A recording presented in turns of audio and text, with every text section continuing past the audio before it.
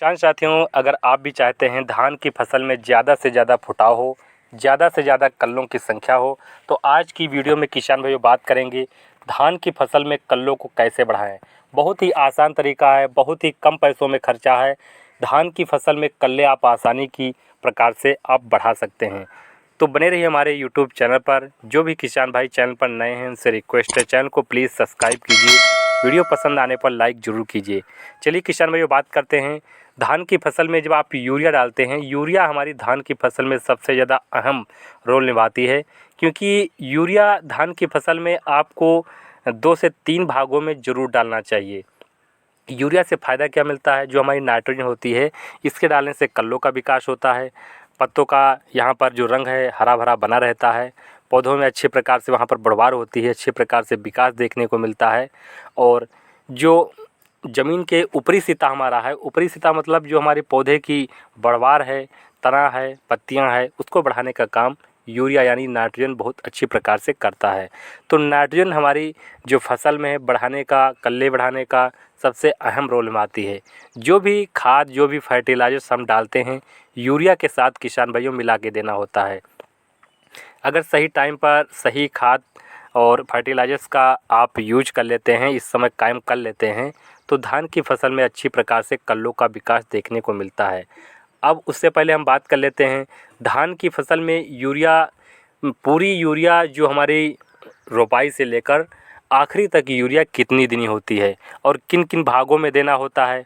सबसे पहले बात करेंगे, अगर आपने डीएपी या एनपीके खाद डाला है या एसएसपी डाला है, सिंगल सुपर फास्फेट खाद डाला है, तो उसके संग अगर सिंगल सुपर फास्फेट खाद डाला है तो उसके साथ किसान भाइयों आपको यूरिया की मात्रा थोड़ा बढ़ा कर देना होता है।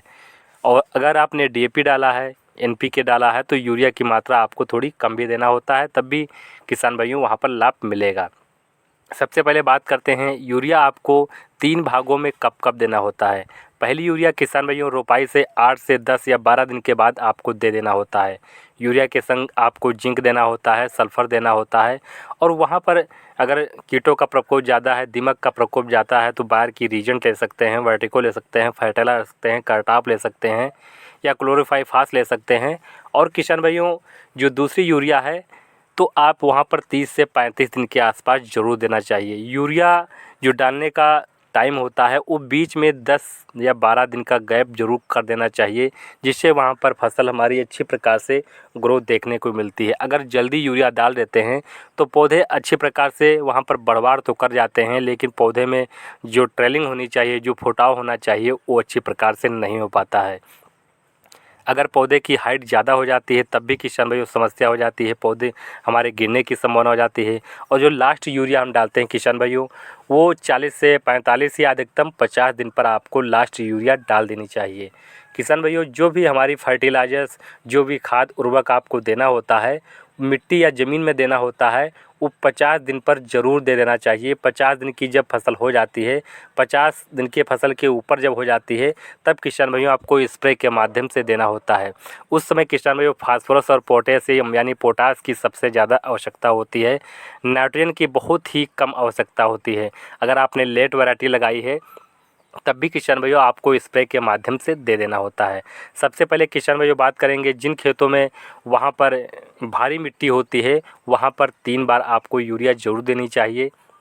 और जिन खेतों में बलुई मिट्टी होती है वहाँ पर पानी नहीं रुकता है, मतलब पानी भरते हैं 2 से 4 या 6 घंटे में पानी तुरंत नीचे ज़मीन में उतर जाता है। ऐसी कंडीशन में किसान भाइयों वहाँ पर यूरिया अच्छी प्रकार से काम नहीं कर पाती है। और सबसे पहले बात करेंगे, अगर आपने यूरिया आपको सिंचाई के पहले कभी नहीं डालना चाहिए, सिंचाई आपको कर देनी चाहिए, इसके बाद यूरिया डालेंगे तो 100% जल मिलता है, क्योंकि पानी हल्का हल्का पानी खेत में भरा रहता है, जिससे हमारे पौधे अच्छी प्रकार से ग्रहण करते हैं। अगर ज़्यादा भी पानी भरा रहता है तो लीच डाउन में चले जाती है। आप देखते हैं कुछ क्षेत्र हमारे ऐसे हैं, तराई क्षेत्र हैं, कि धान की रोपाई हो चुकी है, जब से धान की रोपाई हुई है तब से खेत में पानी भरा हुआ है। ऐसी कंडीशन में किसान भाइयों हमारी जो खाद है, यूरिया है यानी नाइट्रोजन है, वो अच्छे प्रकार से काम नहीं कर पाती है, क्योंकि वो लीच डाउन में चली जाती है। तो ऐसी कंडीशन में किसान भाइयों जो हमारी नैनो यूरिया आती है इफ़को कंपनी की, उसकी आप मात्रा 2 से 4 ml प्रति लीटर पानी के हिसाब से आप स्प्रे कर सकते हैं। उसका रिजल्ट किसान भाइयों बस जिसे स्प्रे करते हैं, आज स्प्रे किए तो कल से रिजल्ट आना प्रारंभ हो जाता है। ऐसी कंडीशन में आप स्प्रे के माध्यम से स्प्रे कर सकते हैं। बहुत सारे किसान भाई क्या कह रहे थे कि नैनो यूरिया जो आई है मार्केट में वो अच्छे से काम नहीं करती है, लेकिन एक बोतल जो हमारी यूरिया की नैनो यूरिया की बोतल होती है वो एक बोरी से ज़्यादा परसेंटेज काम करती है। अगर हमारी यूरिया 100% काम करती है तो वो 200% काम करेगी। वैसे ही हमारी एक बोरी यूरिया जो हमारी है 50% ही जो पौधे हमारे ग्रहण कर पाते हैं, जबकि जो नैनो यूरिया है वो 80 से 90% हमारी काम करती है। तो इसलिए आप ऐसी कंडीशन जहाँ ऐसे खेत हों कि वहाँ पर पानी का भराव वहाँ पर बना रहता है, कोई निकास नहीं होती है, ऐसी कंडीशन में किसान भाइयों आपको नैनो यूरिया 2 से 4 ml प्रति लीटर पानी के हिसाब से स्प्रे कर देना चाहिए। उसका रिजल्ट बहुत ही ज़बरदस्त देखने को मिलेगा। और किसान भाइयों बात करेंगे, ऐसे कुछ क्षेत्र होते हैं कि बलुई मिट्टी है, बलुई मिट्टी में हमारी जो नाइट्रोजन है या डीएपी है वो खाद हमारी काम नहीं कर पाती है, क्योंकि वहाँ पर पानी नहीं रुकता है, पानी 2 से 4 घंटे रुकता है। ऐसी कंडीशन में किसान भाइयों आपको स्प्रे डीएपी का भी स्प्रे कर सकते हैं। इफ़को की डीएपी आती है उसका भी आप स्प्रे कर सकते हैं, उसका जो रिज़ल्ट है हमारा तुरंत मिल जाता है। और जो आप डीएपी ज़मीन में डालते हैं वो अच्छी प्रकार से काम भी नहीं कर पाती है और वहाँ पर लंबे समय तक असर बनाए रखने में वहाँ पर मदद तो करती है, लेकिन उसका रिजल्ट नहीं मिल पाता है, क्योंकि खेत में पानी वहाँ पर भराव नहीं हो पाता है। ऐसी कंडीशन में किसान भाइयों आपको नैनो डीएपी का भी स्प्रे कर देना चाहिए। बात करेंगे किसान भाइयों, जब हमारी धान की फसल वहाँ पर 30 से 35 दिन के आसपास या 20 दिन के ऊपर पहुँच चुकी होती है, तो वहाँ पर सबसे पहले बात करेंगे जिस टॉपिक पे बात किए थे, एक बहुत ही कम खर्चे में आप कल्ले बढ़ा सकते हैं। तो किसान भाइयों लगभग सभी क्षेत्रों में लगभग आप देख रहे होंगे कि वहाँ पर जो मैंने ये बताने जा रहा हूँ सभी क्षेत्रों में मिल जाएगा। उसका नाम है फिटकरी, घरों में भी मिल जाता है। तो फिटकरी किसान भाइयों धान की फसल में डालने से फ़ायदा क्या मिलता है, धान में कल्लों का विकास अच्छी प्रकार से होता है। सबसे अच्छा काम तो ये करता है, जो हमारी मिट्टी ज़मीन का पीएच वैल्यू होता है उसको मेंटेन करने में मदद करता है। जिस खेत में जो मिट्टी का पीएच वैल्यू है ज़्यादा हो जाता है, उस खेत में वहाँ पर जो जिंक डालते हैं, सल्फ़र डालते हैं, बोरान डालते हैं, सागरिका डालते हैं, जो भी फर्टिलाइजर्स माइक्रोन्यूट्रिएंट तत्व डालते हैं वो अच्छी प्रकार से नहीं काम कर पाते हैं, वो अघुलनशील रह जाते हैं और वहाँ पर घुल नहीं पाते हैं अच्छी प्रकार से, क्योंकि पीएच वैल्यू ज़्यादा हो जाता है। तो पीएच वैल्यू अगर 7 से ज़्यादा है, 8 है, 9 है, 10 है, तो उस कंडीशन में किसान भाइयों फिटकरी आपको डाल देना चाहिए। यानी इस समय अगर आपने दूसरी यूरिया नहीं डाला है, दूसरी यूरिया डालने जा रहे हैं, उस कंडीशन में किसान भाइयों आपको यहाँ पर 30 से 35 केजी यूरिया के संग आपसे 1 से 1.5 केजी आप फिटकरी वहाँ पर थोड़ा बुरादा कर लीजिए और यूरिया मिला करके आप छिटक बीज से बुआई कर सकते हैं। इससे खेत में पीएच जो हमारा वैल्यू है मेंटेन रहेगा, जिससे भी जो तत्व सल्फ़र है, जिंक है, माइक्रोन्यूट्रिएंट्स तत्व डाल रहे हैं वो अच्छी प्रकार से काम करेगा। एक प्रकार का फंगस है जो कीटों का प्रकोप ज़्यादा होता है, उसको भी सहनशीलता होती है, उसको भी मेंटेन करने में मदद करता है। तो फिटकरी से किसान भाइयों आपको यहाँ पर अगर आपका पीएच वैल्यू नहीं पता है तो आप मिट्टी की जांच भी करा सकते हैं और ऑनलाइन भी मिलते हैं, जो हमारा 400-500 रुपये मिल जाएगा, मीटर भी आते हैं, उसको आप नाप करके पीएच वैल्यू पता कर सकते हैं।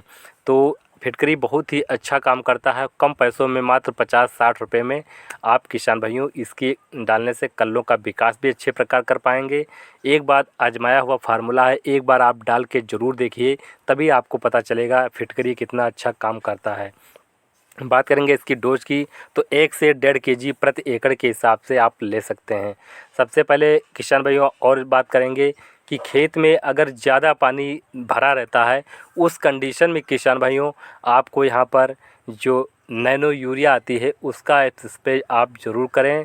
और इस समय आप किसान भाइयों देख रहे होंगे जो मेड़ खेत में बनी हुई है उस पर खरपतवार बहुत ज़्यादा हो जाता है और कहीं कहीं पर ढर्रा जो बीच बीच में ज़्यादा कुछ खरपतवार हो जाता है, तो वहाँ पर निराई के माध्यम से ये खरपतवार नष्ट कर सकते हैं। क्योंकि इस समय जो मेड़ पर खरपतवार ज़्यादा हो जाता है, आगे चढ़कर वो बहुत बड़ा हो जाता है और उसमें कीटों का जो प्रकोप है बहुत ज़्यादा दिखाई देता है, क्योंकि जहाँ पर खरपतवार ज़्यादा होता है कीट वहीं पर बैठते हैं और जब हमारी गबोट अवस्था में यानी तने में बालियाँ बनना शुरू हो जाती हैं, इसके बाद बालियाँ 1-2 निकलना शुरू हो जाती हैं, उस समय सीधे अटैक वहाँ पर जो रस चूसक कीट होते हैं उस पर कर देते हैं, वहाँ पर जो बालियाँ निकलने लगती हैं सारे रस चूस लेते हैं, इससे हमारी बालियाँ खोखला हो जाती हैं। उस कंडीशन में किसान भाइयों हमारी बालियों में दाने भराव अच्छी प्रकार से नहीं हो पाता है। तो इस चीज़ का विशेष ध्यान रखिए। और जो भी जानकारी आप लेना चाहते हैं नीचे आप कमेंट कीजिए। और जो भी किसान भाई चैनल पर नए हैं उनसे रिक्वेस्ट है चैनल को प्लीज़ सब्सक्राइब कीजिए। वीडियो पसंद आने पर लाइक ज़रूर कीजिए, अन्य किसानों को भी शेयर कीजिए। मिलेंगे अगली वीडियो में। नमस्कार।